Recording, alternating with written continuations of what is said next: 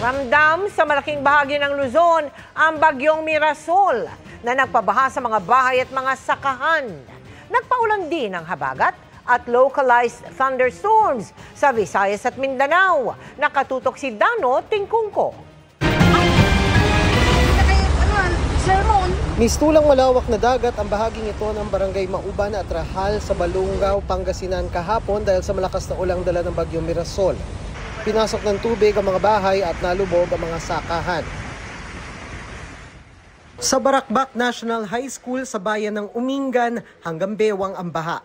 Ganyan din sa ilang bahagi ng Kasiguran, Aurora kung saan naglandfall ang bagyo kahapon na madaling araw. Ayon sa munisipyo, hindi bababa sa 100 bahay ang binaha. Paghupa ng tubig, tumambad ang mga nasirang palay at mais na dapat na sanang anihin. Sa Etiague, Isabela, binaha ang Anafunan Bridge dahil sa pag-apaw ng tubig mula sa ilog.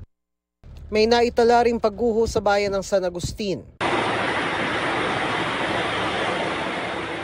Sa Pagbilao, Quezon, nagmistulang lawa ang campus na ito.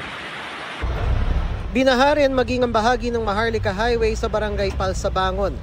Kahit tumawid sa Luzon ng bagyo, pinalakas nito ang habagat na nagpaulan sa ilang bahagi ng Visayas kahapon. Gaya sa Barangay Bugam sa Leon, Iloilo kung saan 4 na bahay ang nasira dahil sa pagguho ng lupa bunsod ng malakas na agos ng ilog. Ilang oras lang ang lumipas, bumigay naman ng footbridge sa lugar. Walang nasaktan o nasawi sa insidente pero inilikas sa mahigit 20 residente dahil sa insidente ayon sa Leon Local DRRMO. Nagpaulan din ng localized thunderstorms. Sa Lapu-Lapu City sa Cebu, nabagsakan ng puno ang 3 bahay nung Lunes.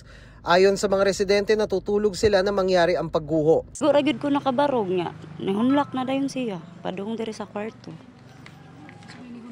Ang mga bato ug ang mga lapok gikan sa babaw. Salamat na lang yung taon ko nga ako naigo.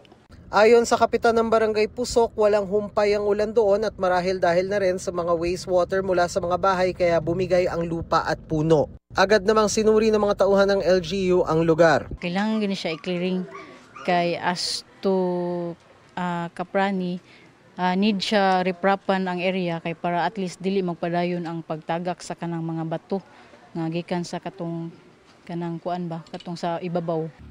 Wala na gid, daw dagat na diri sa may sanyag. Labis naman ang panghihinayang ng mga magsasaka sa Ampatuan, Maguindanao del Sur matapos bahain ang mga taniman ng palay at gulay. Nalubog sa kulay putik na baha mga daan kaya pahirapan ang pagdaan ng maliliit na sasakyan at ng mga residenteng napilitan ng lumusong.